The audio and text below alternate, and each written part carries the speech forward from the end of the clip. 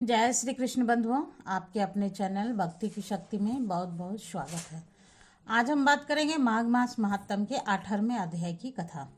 मुख्य रूप से पद्म पुराण पर आधारित है, जिसमें एक ऋषि पुत्र द्वारा मायावी अप्सराओं को मोहित करने का प्रयास और उनके वियोग का मार्मिक वर्णन है।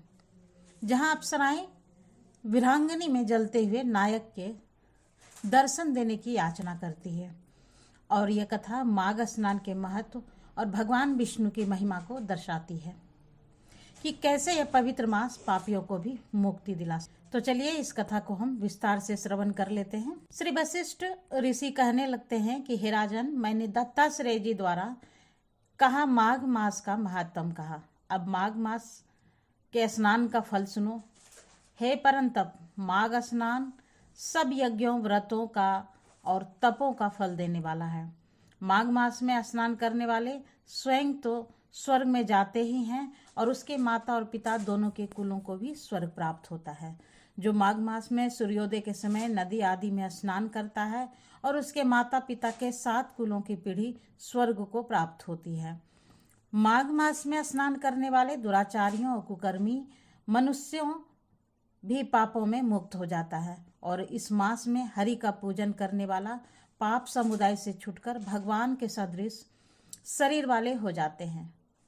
यदि कोई आलस से भी माघ में स्नान करता है, उसके भी सब पाप नष्ट हो जाते हैं।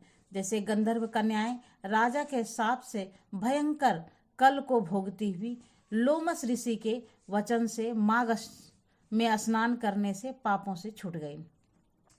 यह वार्ता सुनकर राजा दिलीप विनय ने पूछने लगा कि गुरुदेव, यह कन्याएं किसकी थी और उसको कब से कैसे श्राप मिला?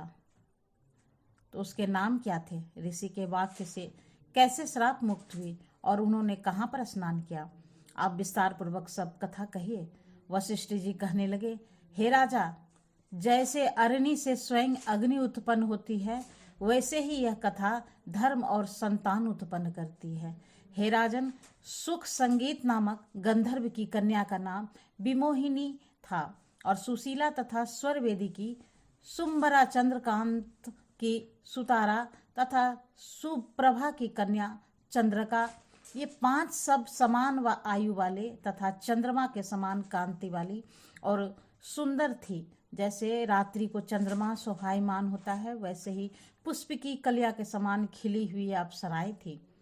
ऊंचे पायोधर वाली पद्मिनी, वैशाख मास की कामनी, यौवन दिखाती हुई नवीन पत्तों वाली लता के सदृश गोरे रंग, सोने से सदृश चमकती हुई और सोने के अलंकारों से सुशोभित सुंदर वस्त्र धारण किए हुए, अनेक प्रकार के गाने और वीणा अथवा बांसुरी तथा दूसरे बाजे बजाने में प्रवीण और ताल, स्वर तथा नृत्य कला में निपुण थी।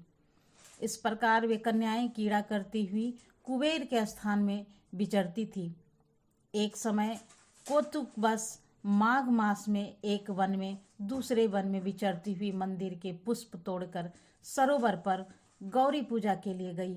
स्वच्छ जल के सरोवर में स्नान करके वस्त्र धारण कर मौन हो बालू मिट्टी की गौरी बनाकर चंदन, कुमकुम, कपूर और सुंदर कमलों से उपचार सहित पूजन करके ये 5 कन्याएं ताल नृत्य करने लगी।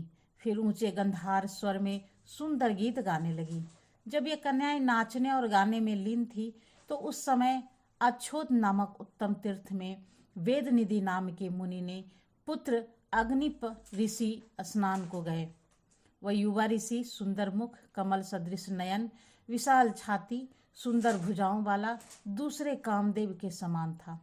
शिखा सहित दंड लिए, मृग चर्म ओढ़े और यगो पवित्र धारण किए हुए था।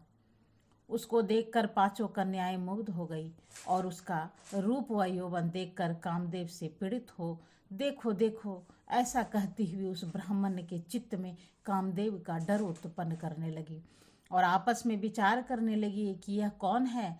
रति रहित होने से कामदेव नहीं और एक होने से अश्वनी कुमार नहीं। यह कोई गंधर्व या किन्नर का काम रूप धारण कर कोई सिद्ध या किसी ऋषि का श्रेष्ठ पुत्र या मनुष्य है। कोई भी हो, ब्रह्मा जी ने इसको हमारे लिए बनाया है।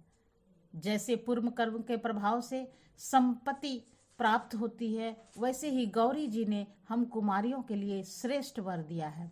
और आपस में यह तुम्हारा वर है या मेरा अथवा सबका, ऐसा कहने लगी।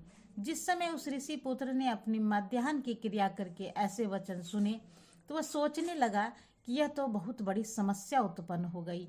ब्रह्मा, विष्णु, महेश आदि देवता तथा बड़े योगेश्वर स्त्रियों के भ्रमजाल में मोहित हो गए हैं। इनके तीक्ष्ण बाणों में किसका मन रूपी हिरण घायल नहीं हो सकता।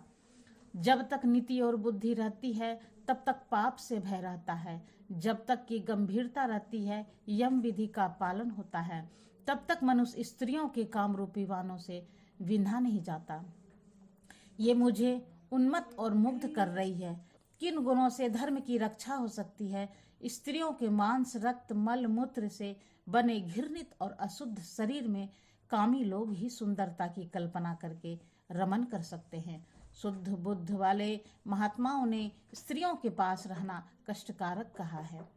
सो जब तक यह पास आए घर चले चलना चाहिए। अतः जब तक वह आपके पास आई, वह योग बल के द्वारा अंतर्ध्यान हो गया।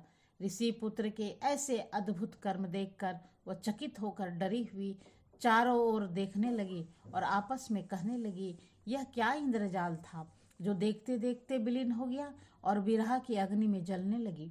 और कहने लगी कि हे कांता, तुम हमको छोड़कर कहाँ चले गए?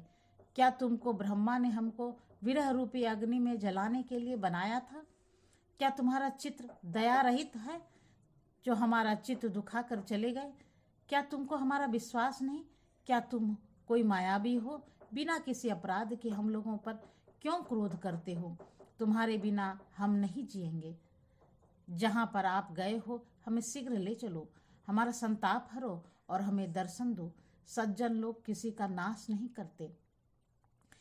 तो माघ मास महात्म के 18वें अध्याय की कथा यहीं पर समापन होती है। तो मिलते हैं फिर एक नए वीडियो में नई जानकारी के साथ। तब तक के लिए नमस्कार। Thanks for watching.